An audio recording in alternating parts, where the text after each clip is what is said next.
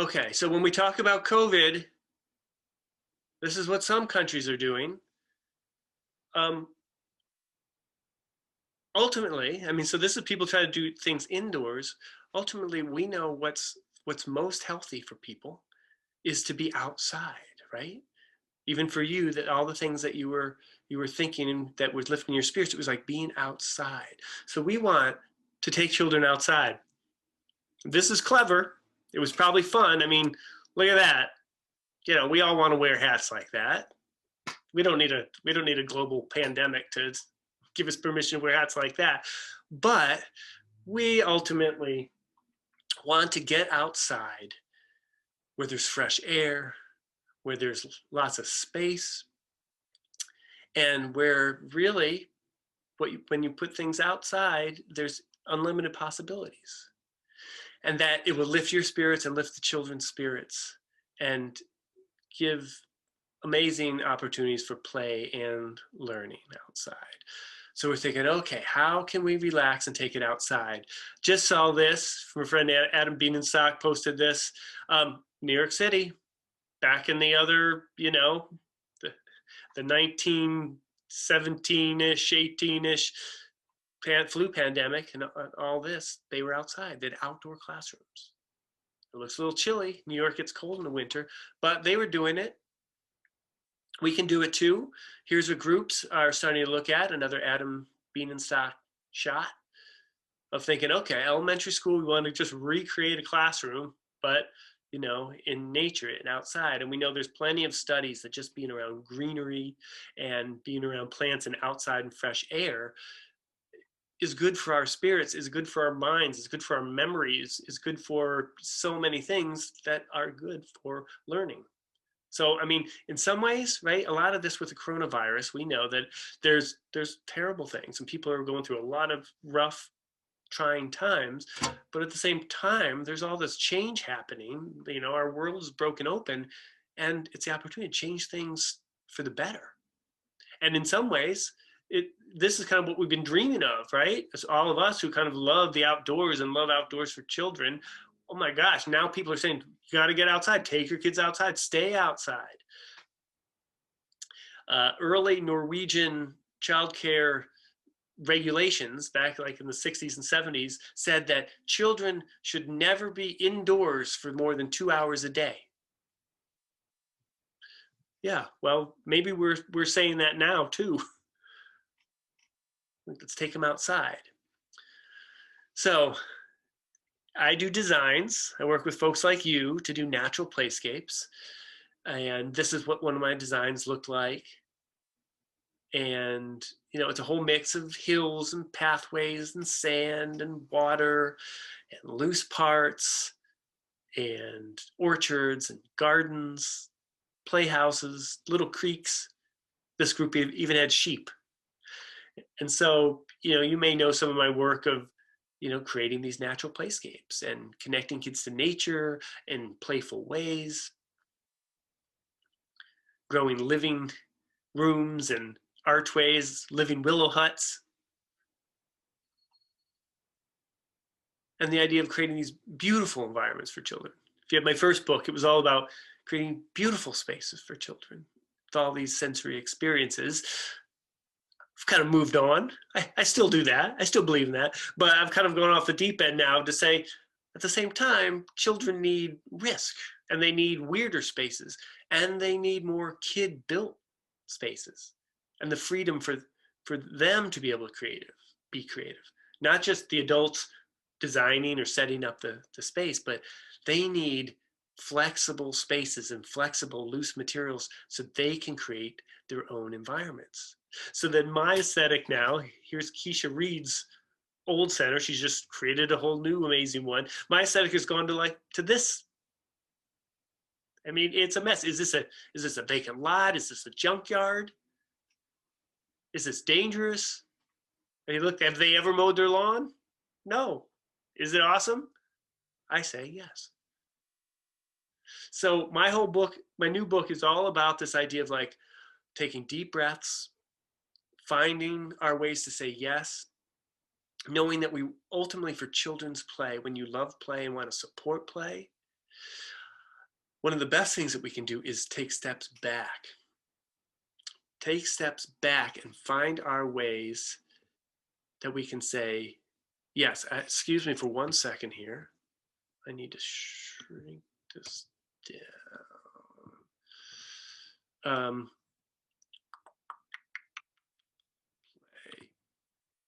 Okay. So we're finding our ways to say yes. And it ain't always pretty with these kind of environments. But when you think about the kind of play that happens when we say yes, when we don't say no, when we take steps back and honor kids' play, amazing things happen, and that's beautiful. So there's that book, Adventures in Risky Play. But before we get to that, here's New York State coronavirus information. And so I thought for the next hour and 15 minutes, we would go through the regulations step by step. I'm just kidding. Not going to do that. I know you have to do that on your own, and I thank you for doing that. But well, let's take a step back, or let's take a step outside. And I'm going to show you pictures. And you know that you have to filter it through that what you can do based on your health and safety, and things change. And most of these pictures were pre-coronavirus, you know, like whenever you watch movies, you see people that are so close together and you're like, what are they doing? Well, here they are living their lives. But what I ultimately want to talk about is, yes, I will do question and answer somebody's asking. And if there's something that is very vital, McCadden can interrupt and I can answer a quick question. But we're talking about bringing it outside, taking deep breaths and bringing it outside, and maybe your whole classroom can come outside. And you don't need to have whole log classrooms and set up like an elementary school, you know, that kind of classroom. But what can you bring from the indoors to your outdoors? So suddenly you think of your space. It doesn't have to be a playground out there. It is like a place where you can do everything. You can have snack outside. You can have nap outside. You could bring loose materials outside. You can bring your blocks outside. You can bring blankets outside. You can bring, instead of the idea of thinking, oh, I have a playground outside, and with coronavirus, I have to squirt it off, disinfect it every day, and with this playground equipment and the fixed equipment as the main focus, let's think about the whole yard as your whole focus. And think about what can you bring outside so that children have the spirit and the delight of the great outdoors and weather and each other. And maybe you have enough, everybody's got their own paintbrush, whatever you have to do. Everyone's got their own roller. Everyone's got their own box of crayons, whatever we have to do so that we can create the spirit of play outside. Can anybody guess what this is a picture of? What are these children doing? We know they're not outside. This is a photographer who did a series of taking pictures of children watching television, watching a screen time. Now, you know, hey, you're watching a screen. I'm watching a screen right now. There's positive things about it. I hope this is positive. But at the same time, we want children to be able to be engaged and active and let their spirits soar. So we take them outside. But wait, what if this is our outdoor space?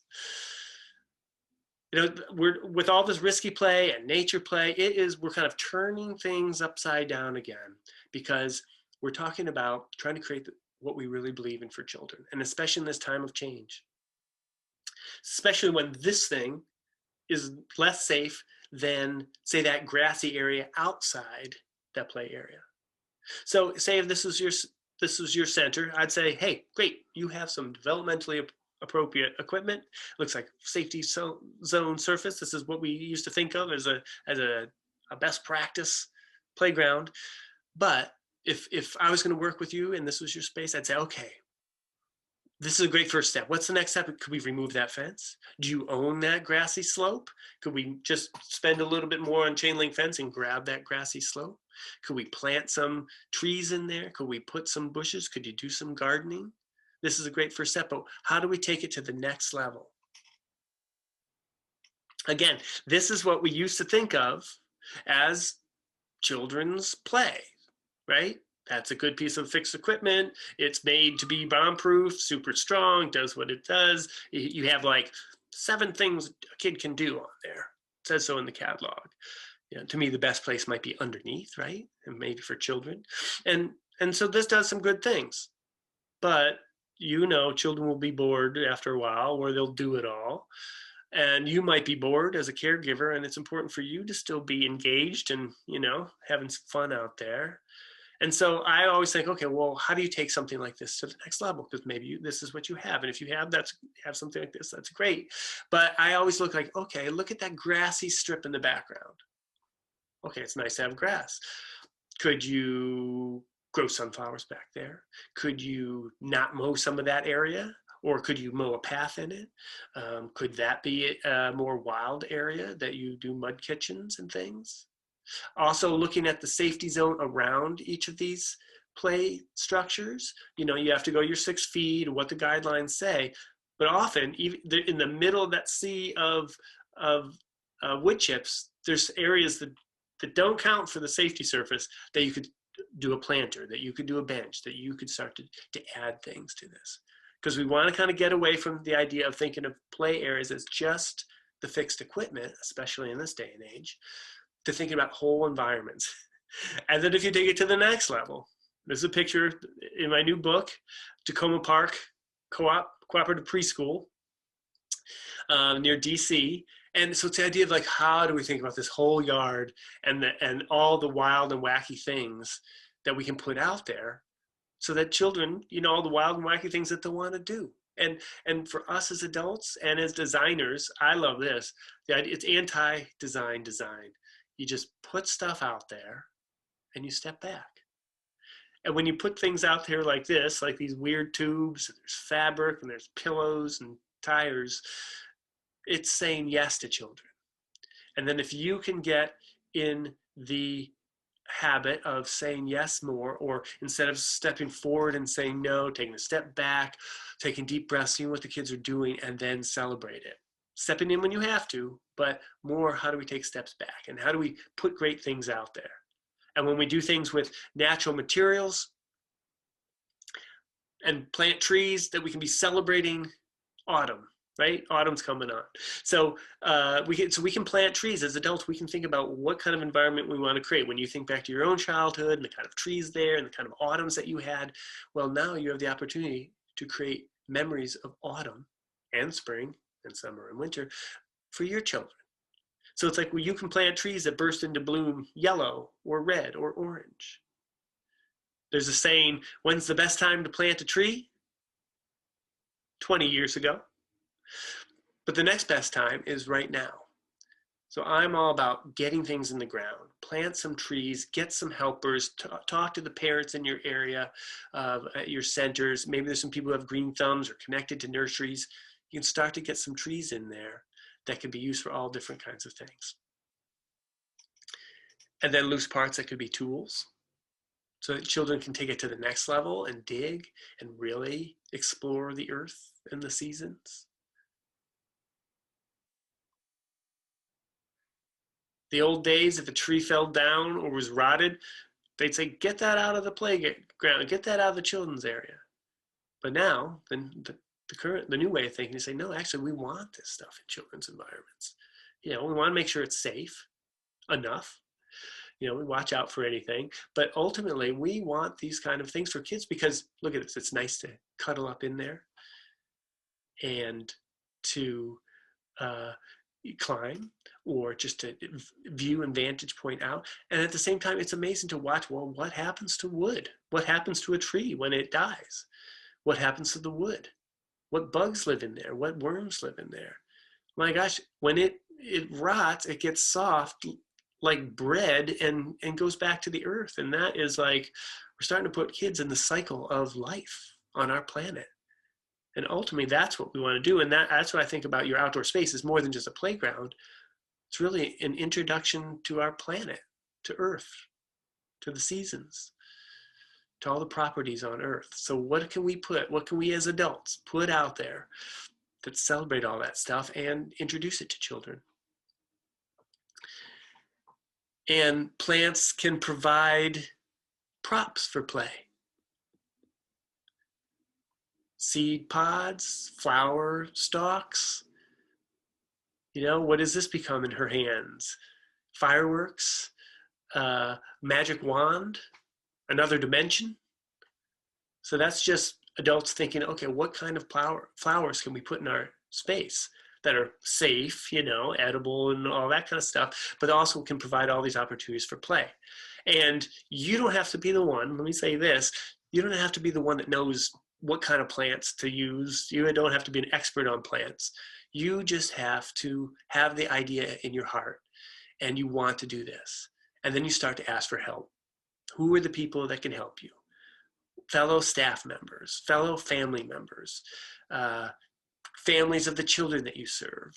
Maybe there's some people that know plants that you can bring on and they can be the experts and help you with that. But you just need to have the idea and want to do it and then start talking it up. Chickens? Who has chickens? All my favorite childcare centers all have chickens. It's down in Australia and New Zealand, they all have compost and worm bins and chickens and chicken coops providing eggs, and they give good hugs, or at least they like to be hugged. But here we go, sunflowers. So thinking about that and thinking about in this time, what can we plant out there that can make change? And you know, we're getting into fall, at least in this side of the earth. Other parts are starting to go into spring and summer. So we think about what can we plant? And I'm just saying with all this stuff, when we relax and we think, all right, let's just do something different. I was telling people in the spring, make this the year you go crazy with sunflowers. Like just plant silly amounts of things. I kind of say that just in general with children's plantings because, you know, kids are rough and tumble. They're natural trimmers. They'll keep things under control. But also, just have abundance. I think now is a time when we can really think about having abundance. You know, so many things are taken away. So many things have changed. We feel like there's so many limitations. Where are the places that we can have abundance for you and your lives and your children? And maybe it's silly stuff like sunflowers. And maybe you can be planting things that like this, where they take it to the next level and they plant in a whole circle to make a sunflower house. Yeah, you could do this. And for those people now that are going into fall with me, maybe, because there's still some stuff you can plant in the fall that will grow, make this the year you go crazy with kale. Yes, plant some kale out there. I love what this group did. You know, people are always asking, well, what's a good plant for natural play spaces? And so I love that this group, they just use garden plants. So here, this is a kale forest. Kale and Brussels sprouts and flowers. So again, you can have nice garden beds, fill it with kale. Kale likes to grow in the winter. If you get it rooted now, it can start to make its way to withstand even a little snow on it. And when it frosts, it gets sweeter, it's tastier. But don't limit it just to garden beds. I plant stuff everywhere. Stick it in corners, stick it by your steps, stick it by your entranceway, stick it along your fence, all this kind of stuff. What can you plant? Of course, we're also thinking about washing hands, lots of hand washing. So what are things that you can do even outside? You may be lucky enough, like this group, to have an outdoor water station. Or as you're starting to think about investing to make some changes in this time, maybe you can build something like this. Or maybe you can do what this group did. Just like add some splitters, hose splitters, and have lots of water out there. Water for play, but also water for washing hands. Chalk. Okay, these are the simple ideas. But again, make this the year you go crazy with sidewalk chalk. And Maybe you already do. You probably already do go crazy with sidewalk chalk. But maybe this is the year you just go really crazy with it. And you go on Amazon or whatever, and you can buy like giant boxes with hundreds of chunks of chalk. And if everybody needs to have their own chalk, everybody can have their own chalk. And if you have you just get tons and tons, and it's pretty cheap. And there's so many different things that you can do. So don't hold back. And maybe this is the year you're like, yes, you can chalk the fence. Maybe you've said, no, you can't chalk our brick wall. Maybe this is the year you're like, yes, you can chalk our brick wall. Squirt bottles. You know what I'm going to say? Make this the year you go crazy with squirt bottles. Now, I'm in Ithaca, New York, so as a northerner, I like doing this stuff with snow, right? You put colored, food coloring in there and water, and you squirt snow. But the same thing, you give kids squirt bottles. There's fun to be had. So maybe this is the year you just go crazy with it. Go crazy with squirt bottles. They're pretty cheap. Again, you can find these things bulk. And you go online and you can find all sorts of things. You type food coloring and squirt bottles, and you see all sorts of creative things that people have done that you could try too. Cardboard boxes. So cardboard boxes, yeah, we all know, right? Cardboard box. Make this the year you go crazy with cardboard boxes. There was talk that cardboard boxes are okay, and then coronavirus would stick to cardboard porous surface, and now it's saying no, porous surfaces are better than plastic and metal to get that stuff off. So maybe now you go even crazier, and so you know that you can get cardboard boxes from furniture stores, appliance stores, Best Buy, all this kind of stuff. Things come in big boxes. So yeah, maybe this is the year you go crazy. And then elementary school kids love it too. I love this idea of just you put it out there and you stand back. You get duct tape, you get tape, and you can let kids really go for it. And I love this. So you may have the fixed playground equipment. Let kids have cardboard and let them recreate your yard. Recreate your play equipment. This is like the coolest play equipment structure I've seen. There's my 5-year-old son getting kicked out.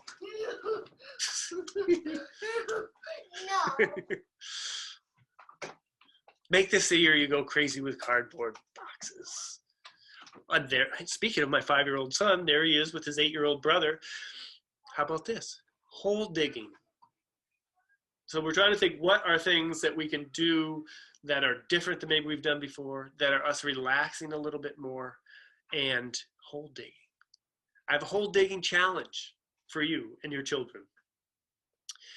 If you have some shovels, ultimately if you can get some shovels for kids, and if you have kid-sized shovels that are real shovels, sometimes plastic won't work, but if you have some, vigorous preschoolers, you need some real shovels. Let's see you dig a hole in your backyard. Often we're kind of precious with our yards. There's certain places for dig. We dig there, we don't dig here. Sand's there, sand doesn't go. But again, this is the year where we're like, maybe it's okay to start to question some of our rules, and to talk with our staff members about, hey, where do these rules come from? And can we change some stuff? And can we loosen up a little bit? Still be vigilant and still watch out and still be mindful and be, thoughtful where you put a hole. But maybe there's some corners of your yard where you could say, hey, let's dig. And I don't have to tell you, but I'll just say it, that that when kids dig, that could be like week-long projects, right?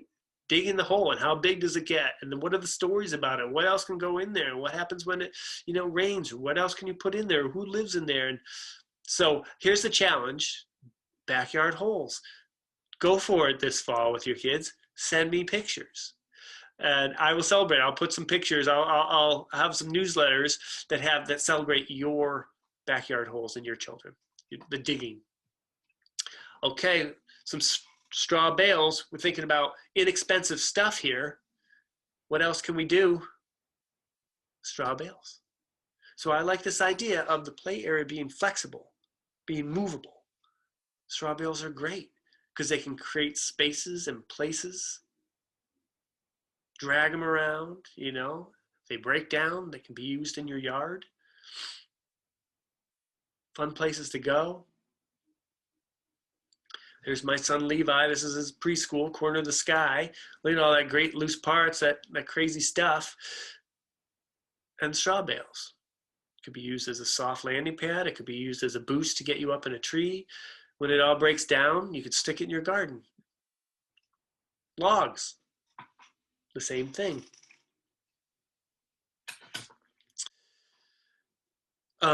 Trees are always coming down. Every city, in your town, in your village, unless you're in the desert where there aren't any trees, trees have their life cycle and they come down. And so there's city foresters, the city, Parks Department are always taking trees down. There's tree services that are always taking trees down. Look them up. They often have to pay to get rid of logs.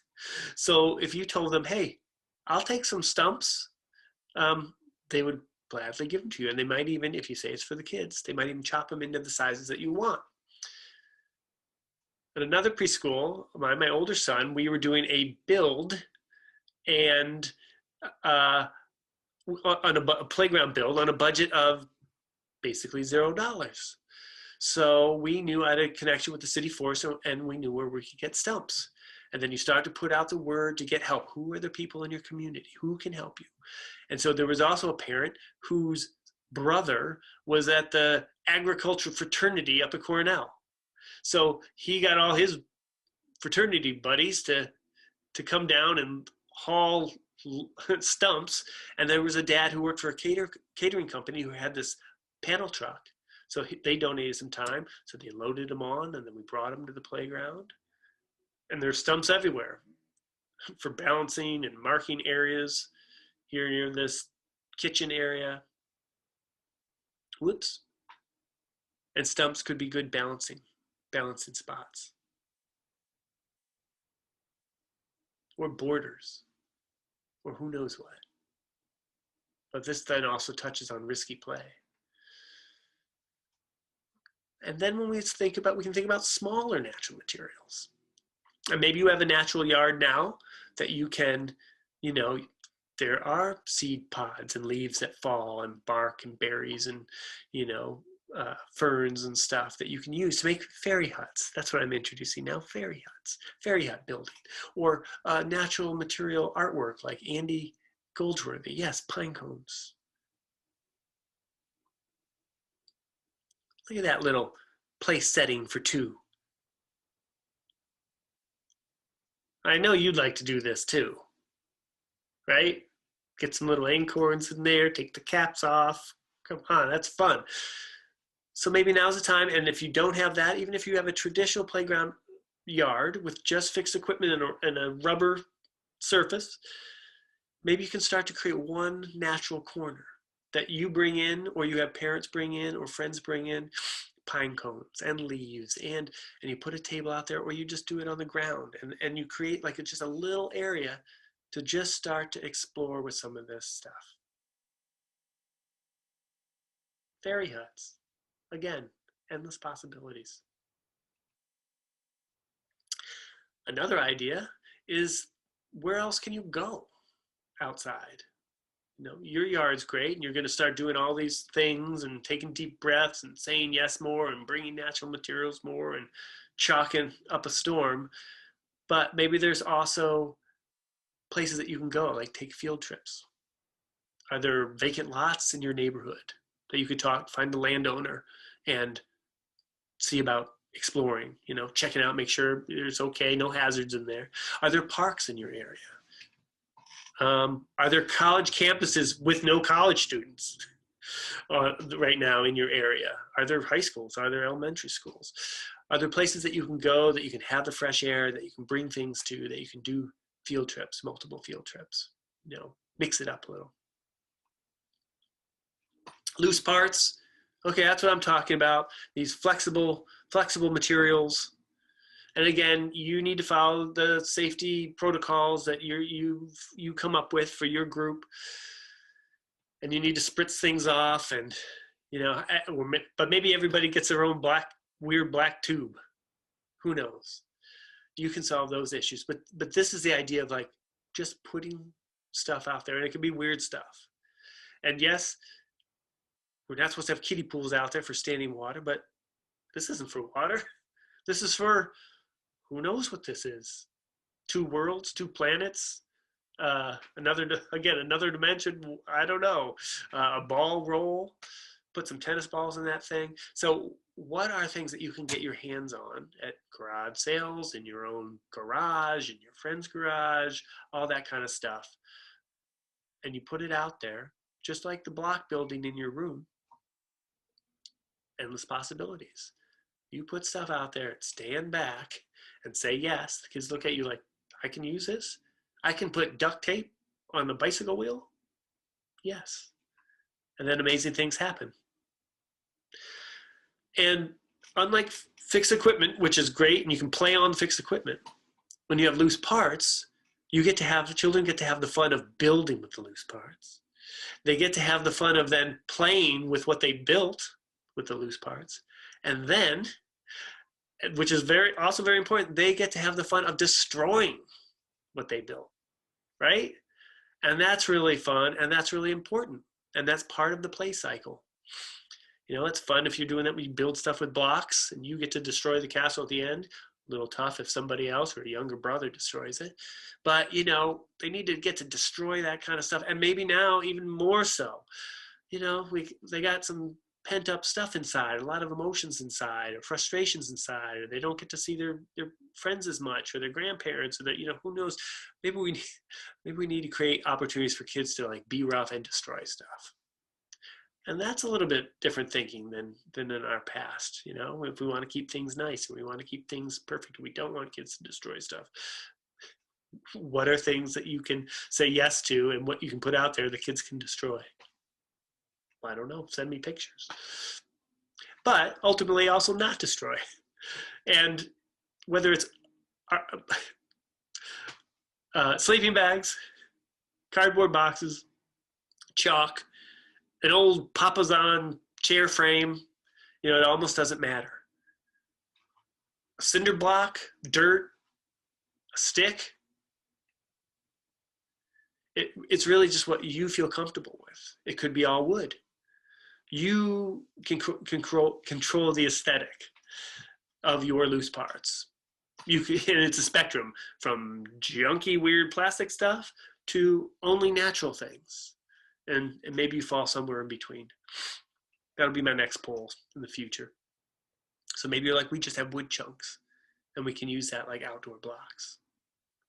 And again, that's like connecting with your city forester or your parents, or if a tree falls down in the neighborhood, ask the landowner, hey, could we have that? And there's probably somebody you're connected to that has a chainsaw and they can chainsaw it up. Or at night, call for the chainsaw fairies and they'll come and make tree cookies like this for you.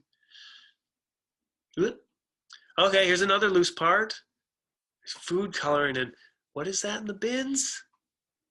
It's ice. Ice, baby. So this was an idea that this director got from Bev Boss, and so this is summertime, and she froze chunks of ice in her freezer, and then brought them out with, as you can see there, salt. Again, abundant quantities of salt and food coloring. And when you put salt on ice, what's it do? It melts. And if you let kids put it on in weird ways or dump tons of it on there, it melts in really weird ways, right? Fun ways. And then you put food coloring in it and it goes some patterns, and it's, yeah, interesting, very interesting. Psychedelic.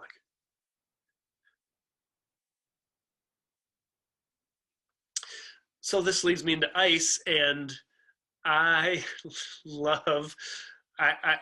fallen for this, right? So this is freezing ice. Now this is in the winter, so of course you can do it. This is with milk cartons.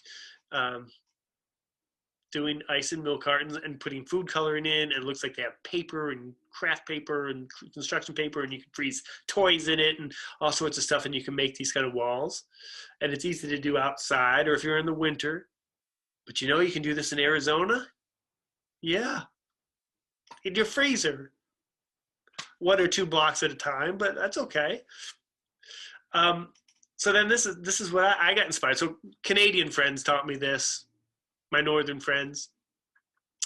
And so I do this in 5-gallon buckets. So in the wintertime, out by the street, I have my little public art display, and I just have a blast with this. And you just weird shapes and food coloring. And if you Google or go on Amazon, food coloring by the gallon, you literally can get a gallon of food coloring for the same amount that it costs to buy the little squirters, the little squirty things that you get in the baking section at your grocery store. So, hey, that was a game changer for me. And so this is what I do. When I know it's going to get really cold, I just put water balloons out there and 5-gallon buckets and big bins and the whole thing, and have fun with it. And if you look at that, holy moly, it's a water balloon. It's a water balloon with like 1 or 2 squirts or drops of food coloring, and it ends up looking like high-end bone glass sculpture. So that's something fun to experiment with too. Even in warm weather, it's fun to watch it melt and change. And then you put that in your wagon and drag it around or put it down the slide and see what happens. Mud kitchens. People say, well, what's one thing I can do to add nature and add a little more mess and, a little riskier kind of play? I say mud kitchen. And there's a million different ways that you can do mud kitchens, and people are doing it all over the place. And again, like if you could have the most traditional fixed playground equipment anywhere, but if you have one corner and you're like, I'm going to do a mud kitchen, and this is an elaborate one. It's like there's cupcake trays and other trays and pots and pans and pallets and stuff. But you could just do it with pallets like that, and literally the old kitchen sink. And essentially, a mud kitchen is like some sort of table, a bunch of beat up pots and pans, and we all have some pots and pans in our cupboard that really their time has come. They've expired. They could be moved to the mud kitchen. And all the parents of your kids and friends, same sort of thing. You put the call out for beat up pots and pans, or you could go to, garage sales, secondhand stores. So basically it's some sort of surface, some sort of, utensils that are real and loose material. Could be sand, could be dirt, could be gravel, could be wood chips. Or maybe you don't even have anything, or it's leaves, or it's who knows what. But I like this. If you see the purple flower there, they strategically located it near the lilac bush. So then the lilac blossoms become part of the mud kitchen display, and you can imagine how good that smells. Or they have it next to a yellow blooming plant. Yeah, so then when you start to think about what you're going to plant in abundance and your mud kitchen, well, yeah, so that play, flowers aren't just a pretty face. They are also opportunities and materials for play and for mud kitchens. And so that's why you want to plant in abundance. And it's nice to have gardens that are formal gardens that are for looking and sniffing and appreciating. But it's also good for children. I say plant a ton of it. Overplant, so that it can be used for play and discovery.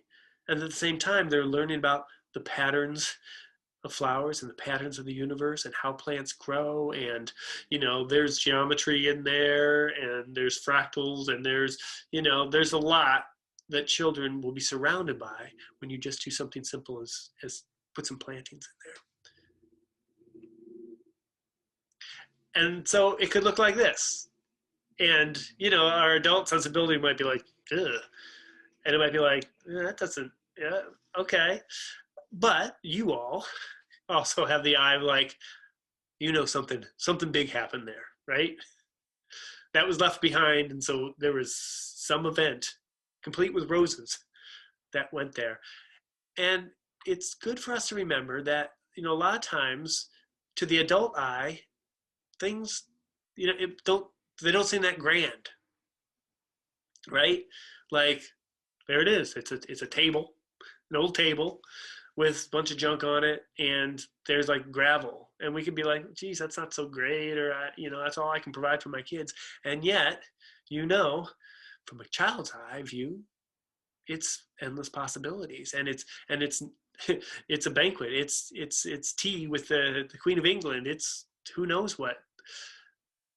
And it's because an adult said yes. An adult said, I'm going to say yes to living with a little mess and living with a little like chaos. It's a little chaotic. But for children, they're in the play, and we want to support that play, and we want to find ways to say yes. Rusty, there's a question that's come up in the chat that a couple folks kind of said they were curious about as well. Okay. While we're in the territory of the mud kitchen, and it looks like somebody is also coming up with a potential solution. But someone raised just the question of with the kind of mud kitchen materials you're describing about the issue of disinfecting. So we've got some responses about New York State guidelines saying soap and water, and then somebody else saying a natural cleaner, let it sit, and then rinse vinegar and water. So I know that there's guidelines out there from different localities, and wanted to acknowledge that question was kind of bubbling up as people are looking at these natural materials. Right. Great. Thanks so much. I think everybody is scrambling to figure out what's the best thing to do. And I just know from personal experience that my son's preschool, they've come up with a system. They have mud kitchen stuff. They have metal spoons. And at the end of the day or at the end of each use, they're going to have a little assembly line that it gets dunked in.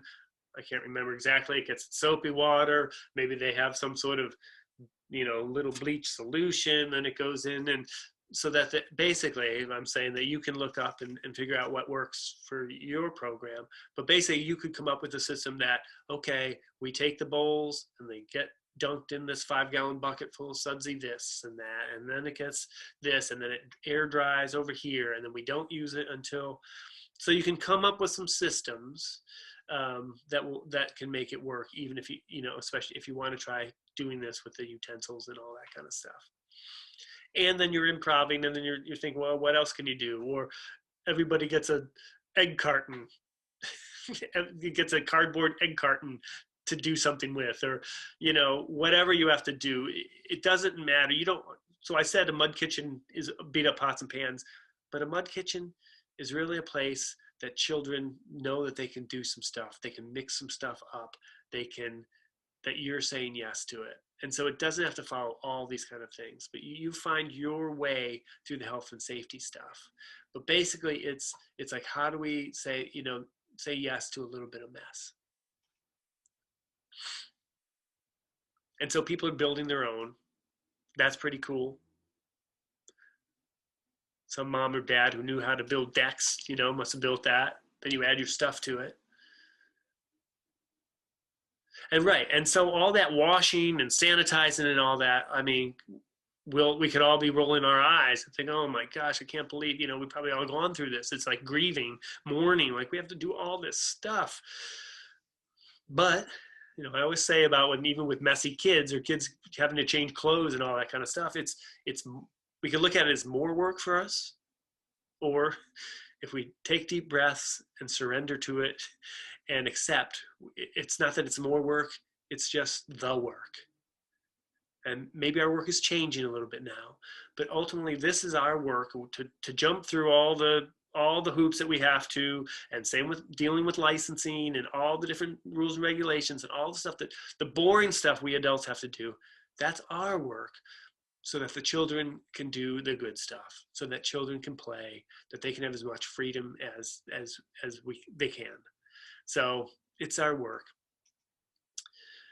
And mud kitchens, again, it can be anything. It could be even like that spool, the classic 1970s spool that you can still get today.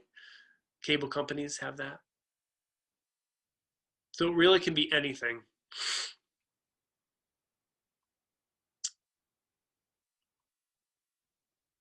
And then the spool can be used for other things. Here it is as a planting, like a little garden table. So I will say this: the best thing to do is build your own. But if you're in the market to buy stuff, I'm super excited. So this is a good year for me. My book came out, these long-term projects I've been working on forever, and then I teamed up with Kaplan and Guidecraft to do a whole line of outdoor play furnishings called Nature to Play. And there we have a mud kitchen. So I will say you can build your own. Don't tell Kaplan I said that.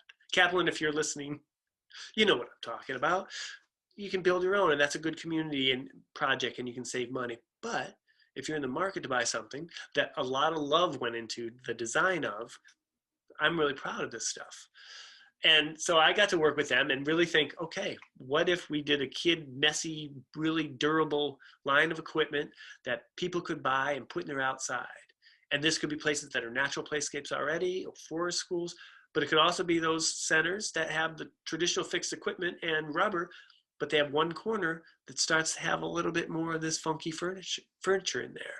And it could be mud kitchens and tables and that spool or some water play troughs. And everything I did, I was always pushing like, it's gotta be beefy enough so kids can jump all over it. Because I don't want you to have to say no to stuff. I want you to be able to say yes, even climbing all over everything. So you can go to McCadden, if you want to put this link on there. Oh, you got it. She's ahead of me. So there's a link in their Kaplan Company Nature to Play. You can click it now just so you have it saved. You can look at it later if you're interested in this stuff. Anyway, it was fun to do this. I love it. So McCadden, we're going to, let's see here, jump in here if we can unmute some people. So what would Rusty say about my yard? We are going to look at some of your spaces here. And this is super fun. So we're going to unmute some folks and just kind of talk it through. And hopefully you'll all get some interesting ideas. Okay, I need to rearrange my little space here. So I'm trying to unmute Sarah, and for one of those funny things that Zooms does sometimes a host or co-host still can't unmute you even when they try. So Sarah, I have given you the ability to unmute yourself if you can give that a shot for us. I'm unmuted now. Ah, all right. Hi, Sarah. Hi. Hi. All right. One more thing. Sorry, I'm just going to rearrange the chat window. It's fun seeing everyone's chat. Well, actually, I'll just leave it like that so that you can all see this. Okay. Hi, Sarah. Where are you located? West Fargo, North Dakota. Ah, all right. All right. So, yeah, so looking at Sarah's, I kind of got these ahead of time. This is a beautiful backyard. So you want to just tell us? Thanks. So I think I have like 5 yards we're going to go through, and we'll have like 5 or 6 minutes each. So we'll just kind of go through. If you could just tell me a little bit about your program, and then if there's any specific questions or anything. I mean, I'll just say when I look at this picture, I mean, that tree, it looks like a silver maple. Amazing, right? We all long for a tree like that. And look at that, getting up in it, and then that garden you have, beautiful. Yeah. Lovely. Thanks. Yeah, I'm a fairly new home provider. Like I was a director of a center before, and then when my baby was born last fall, decided to stay home. And so I don't have like a full load of kids. We could have up to 9 children here, but I've had more like I have my 2 and then usually 2 or 3 others of mixed ages. So a couple school agers and then babies as well is kind of this fall what I'm doing. So okay. For toddlers, so yeah, a mix, a real range. Yeah. Yeah. So is there, yeah, I mean, that tree, just so many possibilities and things. Oh yeah. Really nice. Yeah, so, and we've just been in our house for a year or 2, so, you know, I have a lot of dreams and ideas, but just slowly getting things done. We just put in the fence this summer. Okay, yeah. Nice. In that garden, all right? You got a green thumb there. Somebody Yeah, likes that's oh no, it's my husband. it. All right. That, yeah. And then this is such a sweet spot. Hmm. And it's also fun, like I was saying, from the adult's perspective. So the picture on the right is like from the adult's perspective looking down, and then the other one's like you're peering through the wind chimes. So Yeah, there's the magic there. So you all, if everyone thinks about like this, also has a neat sound to it. And maybe is that mint in that it little? is. Yeah, it's Yeah, mostly mint. There might be a couple of little weeds growing in there too, but yeah, mint. yeah. Look at her. And She's tasting, doing a little she is nibbling. going at it. Uh, Yeah, and then I'll just go here, just kind of the edge of the deck here, yeah. water. So yeah, so are there any questions that you have, or any things projects you're wanting to tackle, or? So that little corner on the end, so I call it the children's garden, that landscaped area. And I'm very fortunate it was there when we moved in, and it didn't really have a lot planted in it. So I just decided that would be our area. But over in the corner, there's that fence, and it's probably like, 4 feet over. And then it could go as long as that white shed. I could take Hmm, out, there's some perennials there, but we could probably just remove those. I'm just thinking, just looking for ideas for that space, I think. Particularly things that might inspire more dramatic play. And they use the mud kitchen, but the older ones especially get over that. They don't spend hours and hours there anymore. mm-hmm, And I mm-hmm. gotten over that. So um, yeah, just wondering. And I don't know. Yeah, and there's lots we could do with a lot of money. We don't necessarily have that at our you know, a lot to spend right now. So maybe just like cheaper ideas, or yeah. Sure, sure.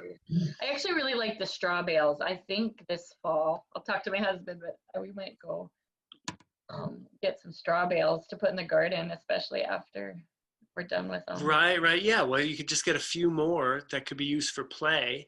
Yeah. And you have a nice lawn, so I don't know if maybe you don't want to get it too messy, but maybe say that far back corner that we can't see back there, Mm-hmm. maybe that becomes like a straw bale extravaganza, and there's Yeah. that's like a loose parts, and maybe you do some tree cookies. It's kind of like a natural materials, and it's Yeah. that's a home backyard, so you want to kind of still keep it homey, and the garden Yeah. looks really nice. But when I think about like resources you have to work with, you have your husband there who clearly knows plants and everything. Oh And yeah. so when I think about this, I was like, well, what if that got expanded to there, and what if this was a garden that was like you really were inviting kids into, like I can Mm-hmm. understand Yeah. your husband's garden. It's like, stay out, watch my tomatoes, man. Yeah. Leave them alone. But maybe this is the spot where then you're like, you welcome him in, and that's where you overload it with the sunflowers, or there's this other plant, Yeah. Jerusalem artichoke, and maybe you let mint go crazy. That's what I have done in my yard.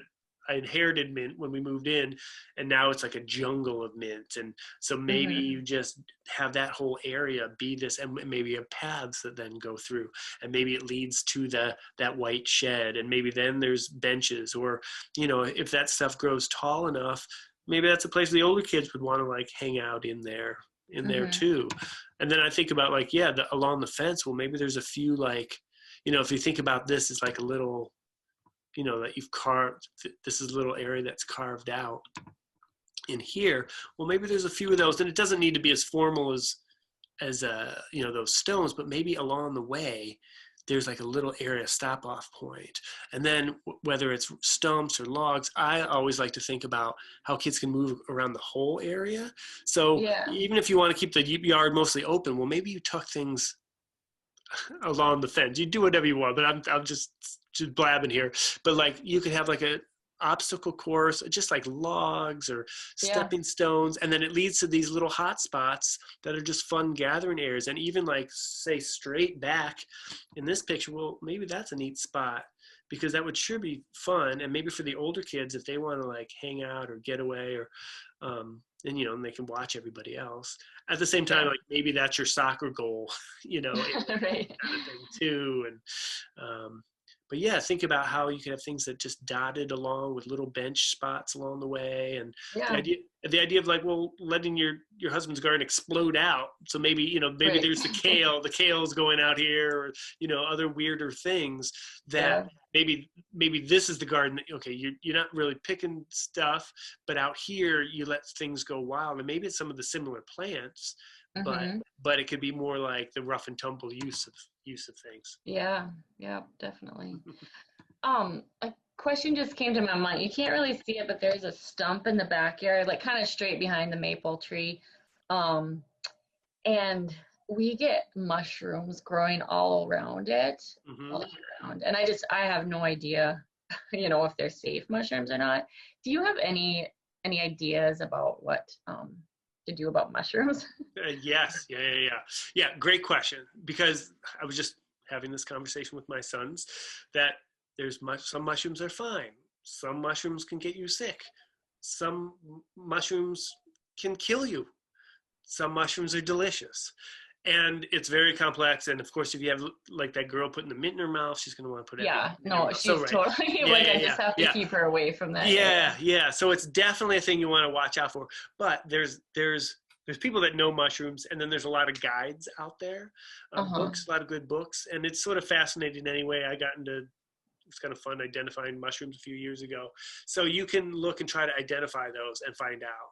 And maybe they're fine, you know, but if you could just put it, maybe there's a cooperative extension or master gardeners or people that know plants.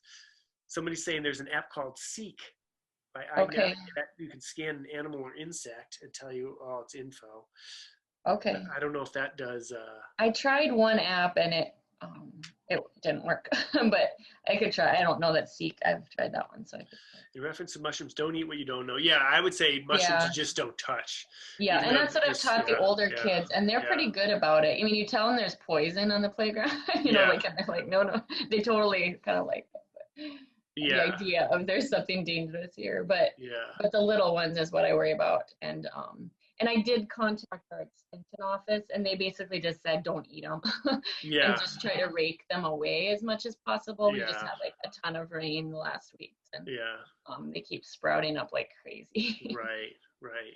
Yeah, I'd say, I mean, and you could always build something around. I mean, it's nice having that maybe I could put like a platform there or something where they grow. Yeah. See if you can identify them, and could be, you never know, maybe they're the delicious kind. Yeah, that would be nice. There's a couple different varieties though too, so. Yeah, I mean, it's still good just for kids to not touch. I mean, and that's and then it's tricky when you have the littlest one. So I would say err on the side of caution. Yeah. For sure. Okay, Sarah, I'm going to move on to the next one there. But love it. And send pictures along. Email me of what, you know, changes and things that you do. I'd love to. I will. Love to see it. Or you can email me the mushrooms too. Maybe I know what they are. Who knows? Okay. Yeah, all right. Thanks. Thanks. Yeah. All right. So the next one is Alexandra.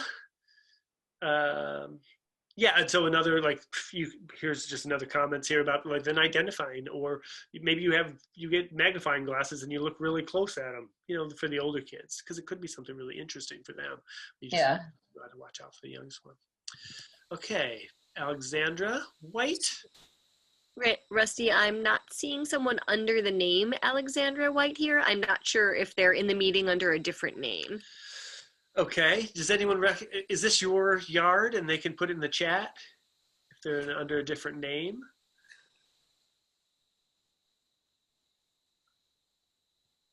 No. I'll just flick through. So first of all, I was like, is this the ocean? Is this the sea? Like, I imagine like this might be Nova Scotia or something.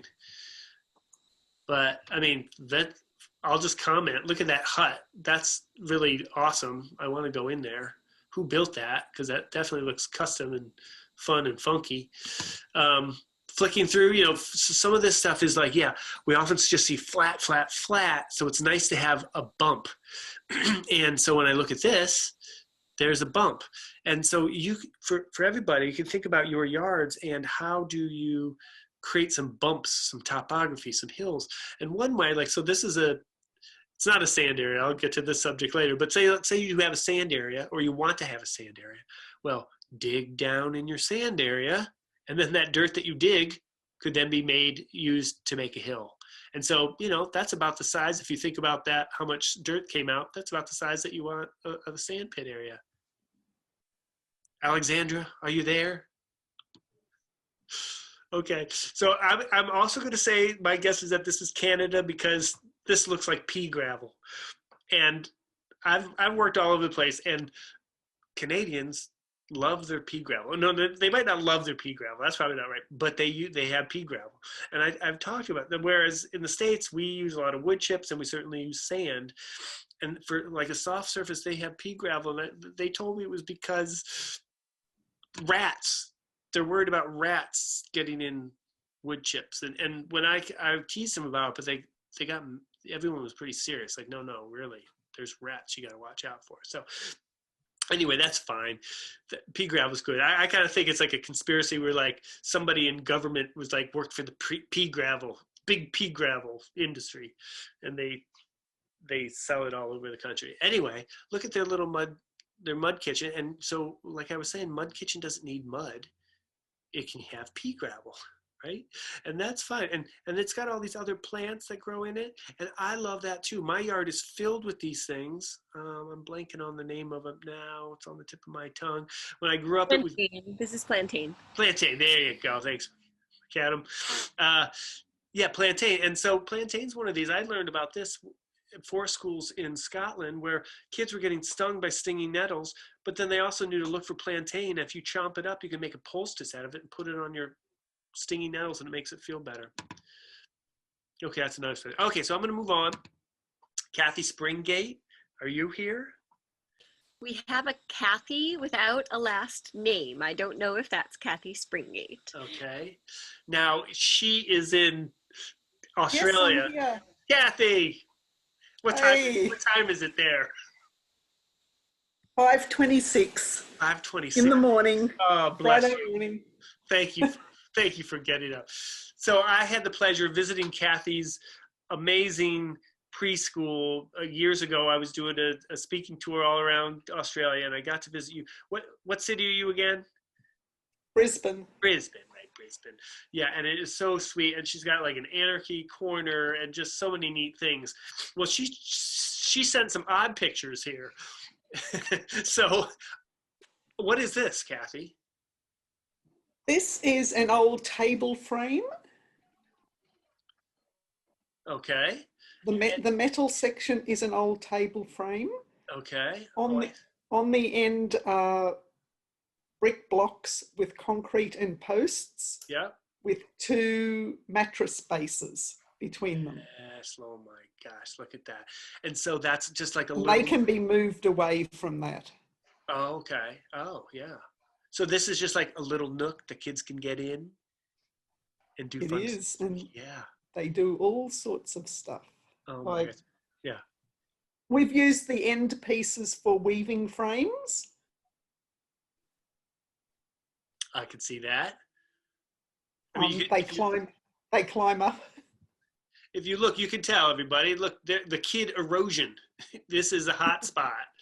And so things don't have to look normal to still be awesome. And sorry, Kathy, go on.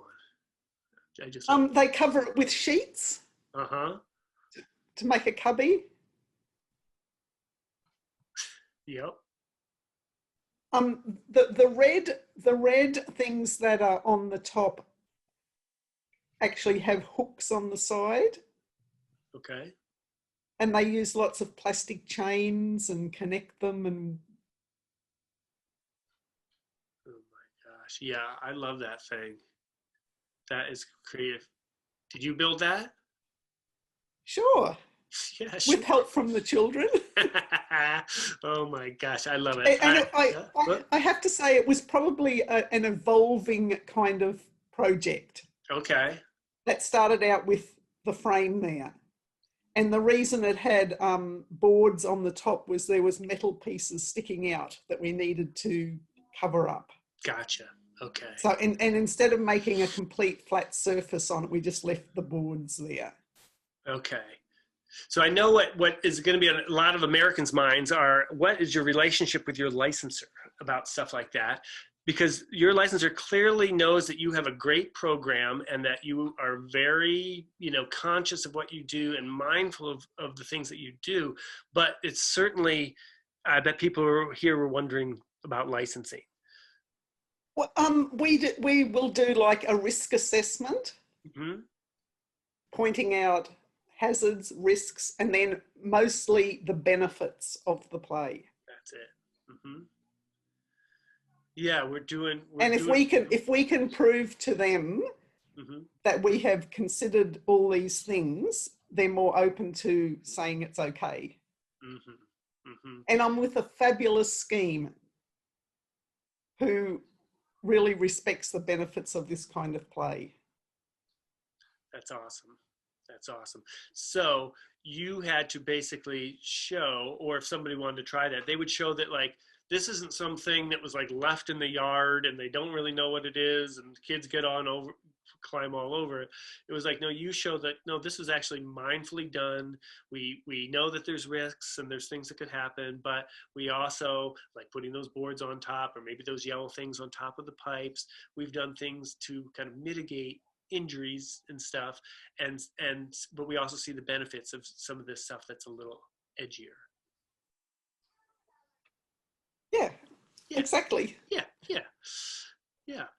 Okay, so then here's another shot of your yard, and you had a couple questions. So we're gonna look at that, and we're gonna look at this. I also look at this, everybody. That's not mine. That's That's just an idea of something I might like to do. Okay, Kathy, we could just spend a whole webinar. Maybe we should do this in the future. Let's do a webinar together because I love just looking at the stuff in your yard. So, did you have a question about this one? Oh yeah, I was just looking for maybe some creative kind of edging for this area. Mm-hmm. Yeah. Yeah, so you have the boards kind of laid out in the the boards will probably go up on the sides to contain some soft fall in there, as now that the trees have grown, there's not enough sun to grow grass. Okay. Yes. Yeah, I wonder about that logs. You like you wrote me that you got the tire thing covered, right? You got that, so you're like, I don't want to do more tires. Yeah, enough tires. That's good. That's fine. So yeah, so like, okay, are there logs? I don't know what Brisbane has in terms of like round boulders kind of thing. You could try that temporary with straw bales and stuff. Yeah, but, we've used straw bales before. Yeah, people stick in, logs vertically, and they have different heights, so that's sometimes fun. Yeah, that's So you think like, how do you make that an obstacle course? And I mean, but I will say that my thinking is limited compared to all the amazing things that you do. So you really have to show. I'm open to ideas. You send pictures and show what, because it'll totally blow anything I think of away. And then here you had asked about that dirt, like what could you do? Because on this back and forth, and there's the hillside, and the kids, a road you can see go up the dirt. It looks like you used to use the tires as steps, but now they're being used as plant holders. Yeah, eventually, I need some shade for the slide, because when the sun gets on it, it makes it too hot. That's right. So at the moment, the plants are on there, but as they grow taller, I'll move them over to the side so we can use our tire steps again. Okay. But in the meantime, so, there's different materials, like that rubber industrial belting, so I've seen that on playgrounds that people put down if you just want to cut down on the erosion right now, while this is, there's also like a neat product. Here it's called grass mats, and it's like rubber mat, but it has all these holes in it, and grass, like 1 inch or quarter size holes, and grass will grow up in it. So it's like kind of grass, but it's also rubber, and it's got good traction, and you can buy it in like, I don't know, Australia, 1/2 meter by 1/2 meter squares, 18 inch by 18 inch squares, and that could go there.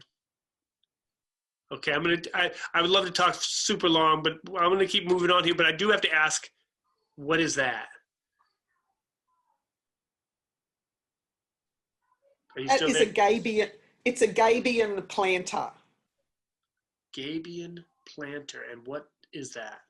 Well, the idea is that you put a plant in the middle, and around the outside is where you put rocks. So, do you know what a gabion wall is? Maybe. Yeah, like it's like it's basically a metal cage that's filled with rocks, right? Yeah, yeah. Exactly. Yeah. Okay. Well, this is a gabion planter. Okay. All right. So the idea is that you put rocks around the edge. Okay. But I was thinking of filling it with things like are in those milk crates in the previous photo. Yeah. There you go. Right. Fun. And you can weave in there and so many good things. Oh my gosh. All right, Kathy, thanks so much. Great to hear your voice. Fun seeing what you're up to. Let's connect again soon. Thank you. Yeah. Thank you. Yeah. All right. All right, Kimberly, we're gonna move on here. Got a couple more. Kimberly. Hello. Hi, Kimberly. So what's the scoop here? Look at this. You have this big, beautiful open space. It's all fenced in. You got all these great mature trees and tables. Yes. So this is a front yard play space in the very front of our center. Okay. It's like a mutual place that all the way from infants to preschool can play with. Okay. Out there. I actually saw you at the New York Association of Education for Young Children conference. Okay. Yeah. And so after that, I had lots of grand ideas for it, but then COVID hit. So yep. We've kind of put that on a halt for now. So I was just looking for ideas from you, input, anything extra that I hadn't thought of yet. Sure. Well, it's great. Well, so I see those trees and I see how they're placed that those distances. And then I start thinking about hammocks and I start thinking about like low slack lines. And, you could have a slack line, just like with those truck straps. My sons and I just built one in our yard, so I kind of got that on the brain here. So you could just like connect a few of those, and it could be just like half foot off the ground, third of a meter for Australians, or no, sixth of a meter, and then you have one rope that's like belly height. So even the youngest kids could like traverse a little rope. And in some ways, it still would be under really what a fall zone would need as far as like needing to put wood chips down. Or you could say we want to put wood chips down like a fall zone, and maybe some of those trees do that. I also think maybe there's hammocks that could go there.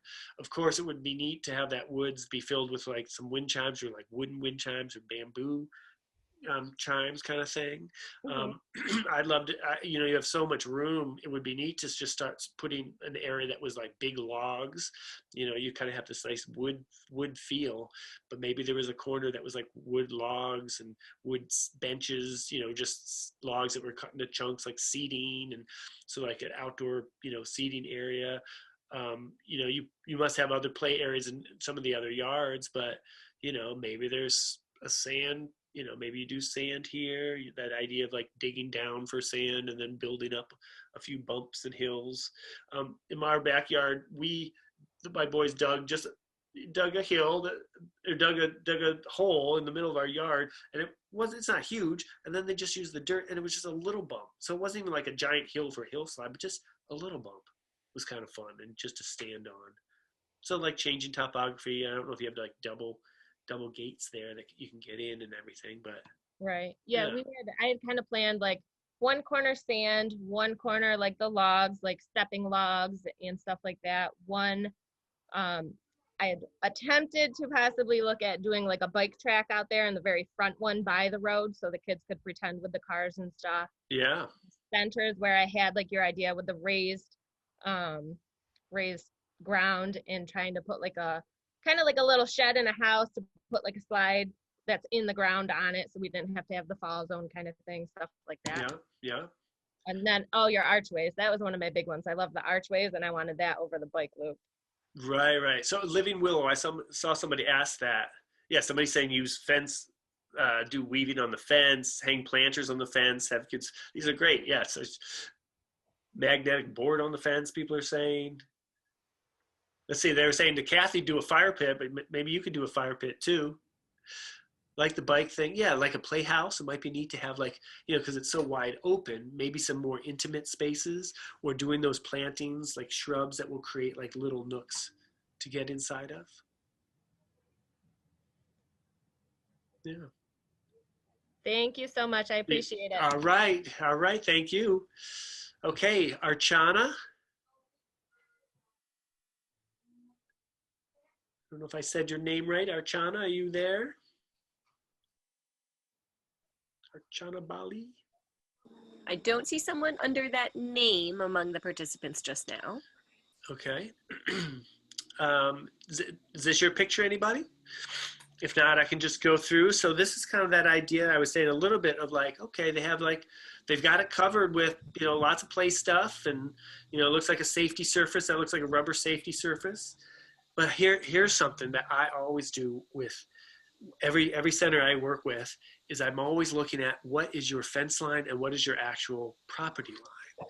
So I see like that chain link fence, and then I look out and I see there's green grass, and look, there's a few evergreen trees, and like, does their property actually go out there?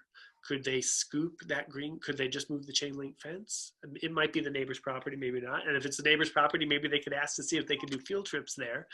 But maybe that's something that they could scoop and they could use. And suddenly, like, oh, there's already a lawn that you didn't use, or those trees that could be trimmed in a certain way.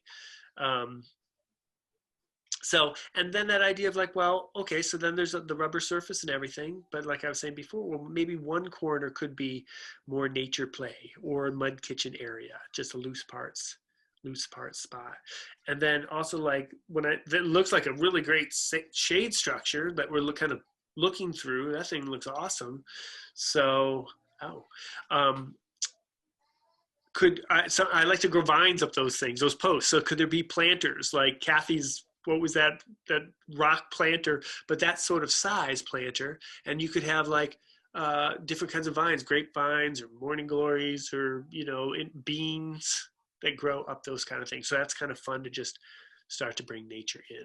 So I'm going to just go to the last one that I have time for. Some other people sent me pictures, and I didn't get to go everybody's, but I hope people got some good ideas for the ones I did get to go through. So Ashley, are you here with the drone shots?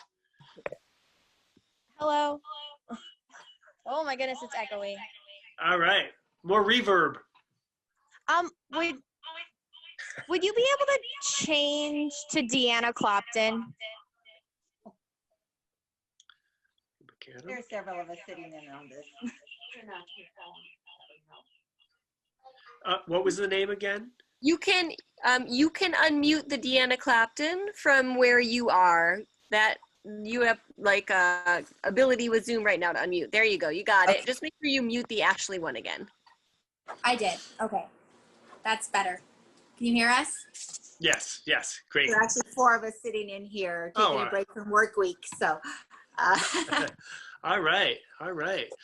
So this too looks like what a massive space, and such a nice variety here of sunny spots and the great lawn. And then look, you got enough room that you have swings, so you didn't have to make that just tough decision of swings or other play stuff. I love this whole thing. So when Kathy was asking about borders, that's certainly a neat way to do a border. So what kinds of things are you all thinking about, Ashley? Any questions? Just going back to that last slide, this is an area we've recently tried to start incorporating, and it's our loose parts corner. Yeah. And we have a few large tables where, we've collected things like larger rocks and bricks and sticks and various things, as well as you can see the ladders and such. But we really feel like there's a need to do something better in that area to really just make it more usable. Right now, it's a very popular area with the kids. Some teachers are still a little bit leery about how much the kids can be doing over there without direct supervision, which we're working on. But yeah, I love it over there. That looks, yeah. So I'm all for it. And because you have like there's traditional play equipment, and you have some neat stuff, other special traditional things going on there too. But then suddenly there it is, this corner, and this could be like your wild. I mean, I can see it with the different kinds of trees and the wood chips, and I like those rugged edges between the grass and the wood chips. So I could say to Kathy about the border, like, well, maybe you don't need a border. Maybe you just, let it go rough like that. And just the fact that you would do that, I think to children says, oh, this is a little wilder and we can do some stuff. And it also says to the adults, like, wait a second, what's going on here? But yeah, how do you load that up with more logs and tree cookies and the loose stuff? And, and it looks like it's tidied up now. But some centers are like, well, geez, and often because children ask them, could we leave it messy? Could we leave it? Yeah. Could we just have stuff out? And I don't know, you have relationships with neighbors and, there's different kind of circumstances, but yeah, maybe maybe the rest of your yard is tidy and things go where they go, but maybe this is the anarchy zone spot, the anarchy corner.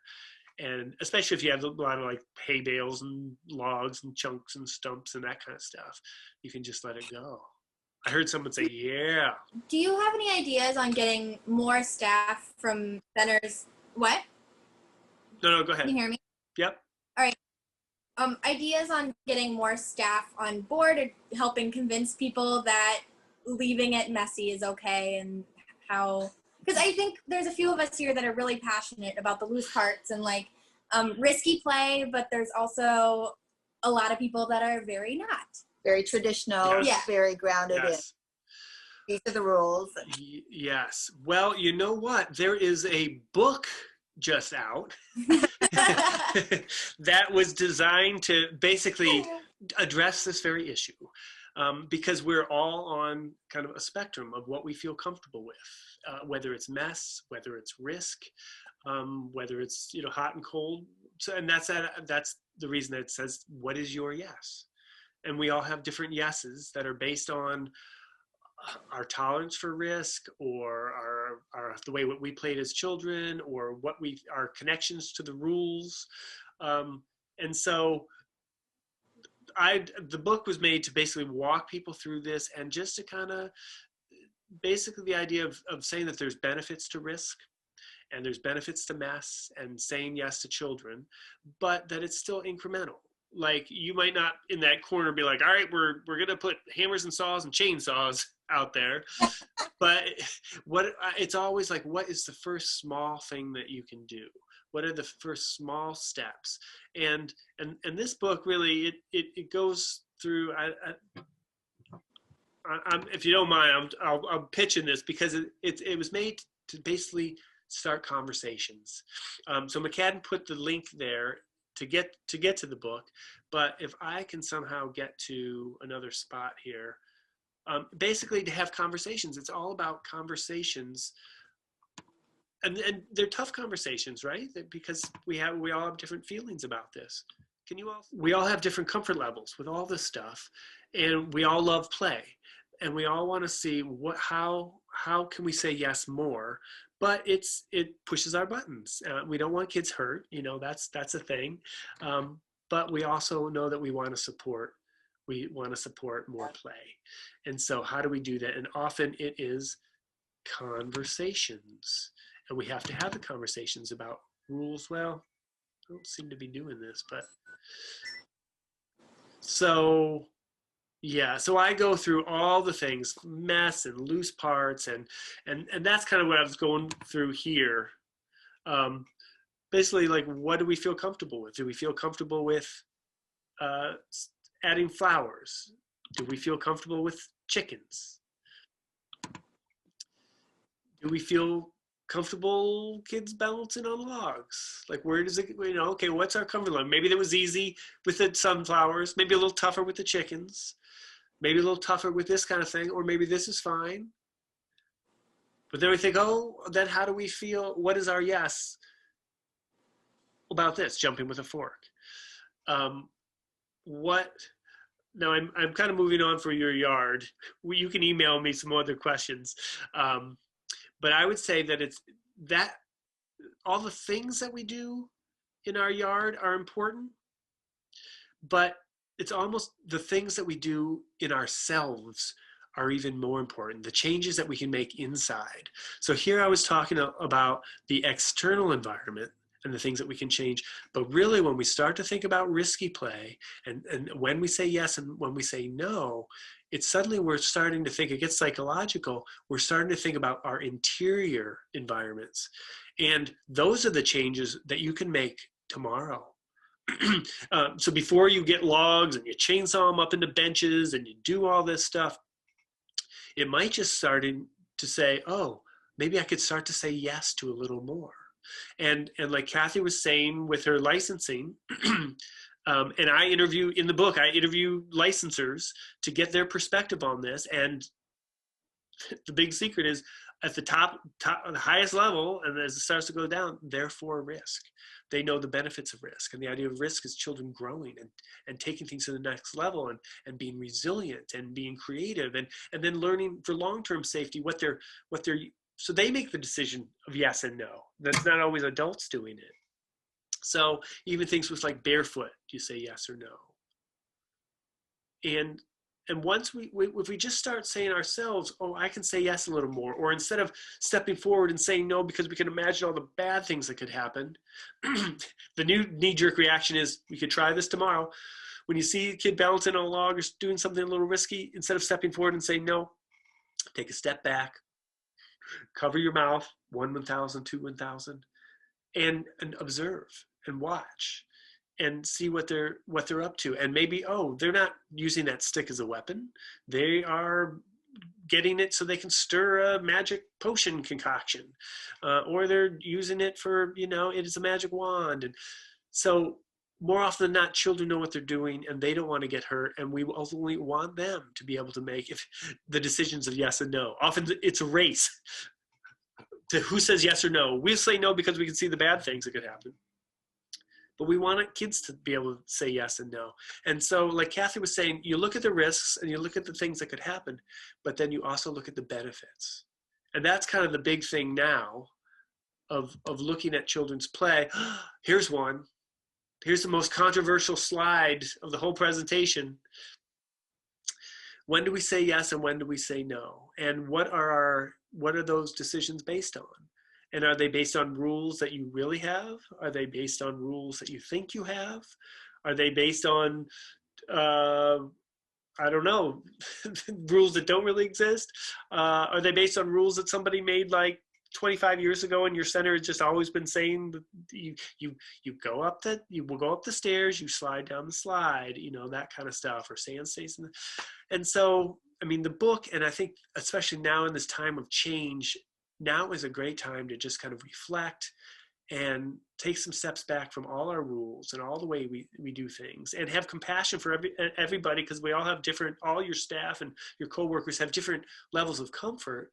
But ultimately, if your goal is to support children and support each other in this time, how do we take steps back and say yes a little more and find our ways to say yes? And even something like this on going up the slide, or some people like their place nice and neat, and suddenly this could, this is all messy. How do you feel about that? And let's see here. Oh, I can't do it. So maybe you love this and maybe this freaks you out. Or maybe you love this, or maybe it freaks you out. Those New Zealanders, fire.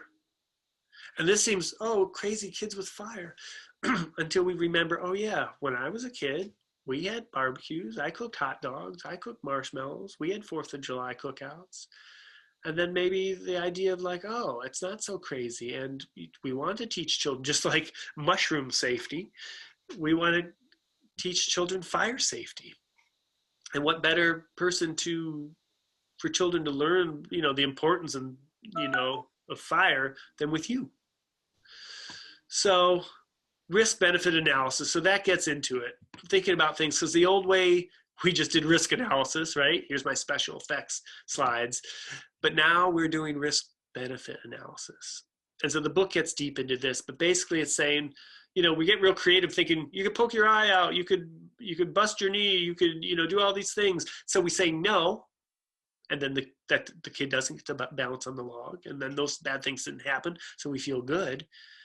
But we actually want kids to do these things. And so now we're looking at the benefits. So be creative, think about all the eye poking and all the, shin scraping that could happen, but also think about the benefits of the balancing on the log. And then you weigh those things side by side, and then you can make your decision.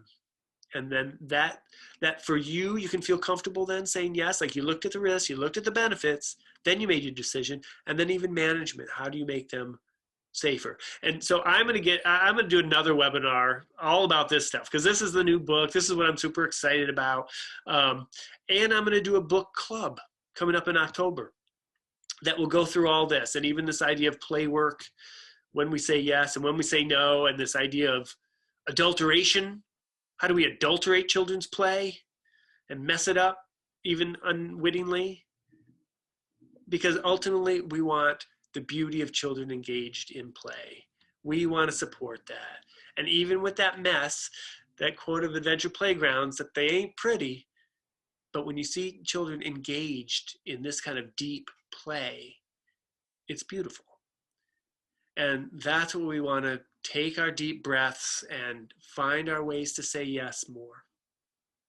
And so I encourage you to look into this book, and there's a free sample, like a 32-page sample that you can just kind of check out. And there's tons of pictures. I mean, it's a thick book. It's another big book here.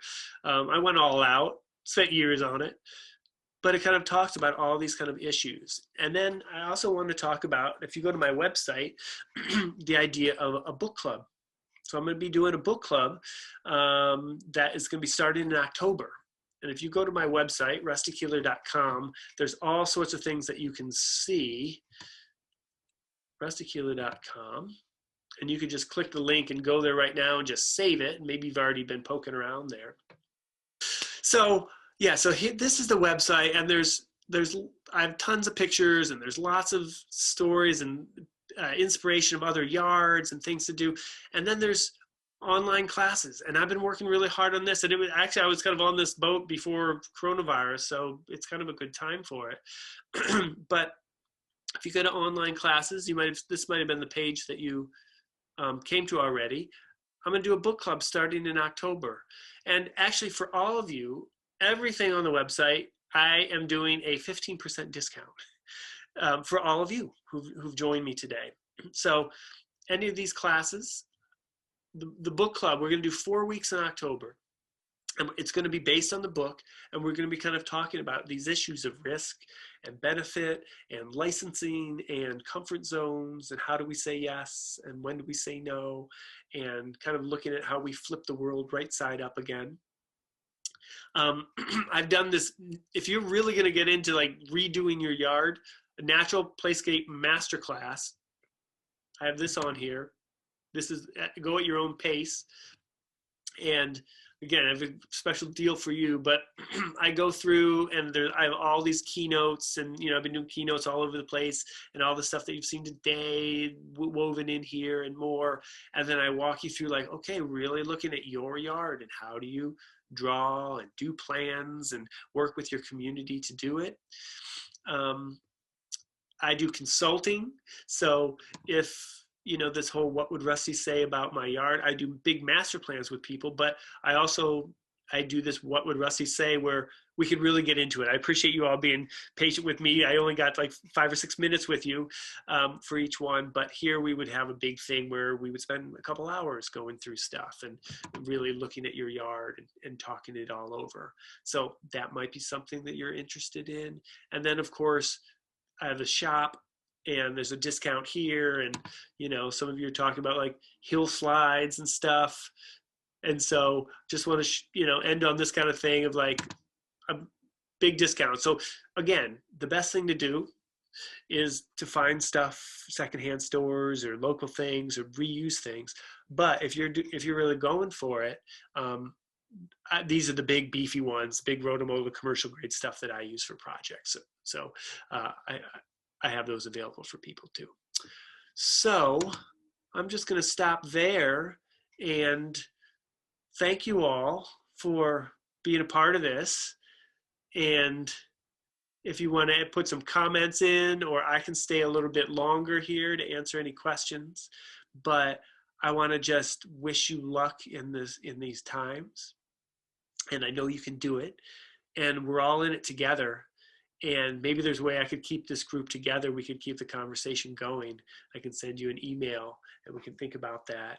And you could think of me as a resource. You know, I love to brainstorm about this stuff. I love thinking about it and helping people, you know, create beautiful spaces for kids. So thanks so much, and keep in touch. And you can email me with any questions, rusty@earthplay.net and rustykeeler.com.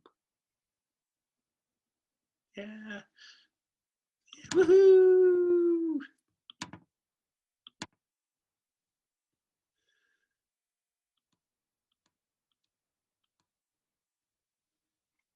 Yay.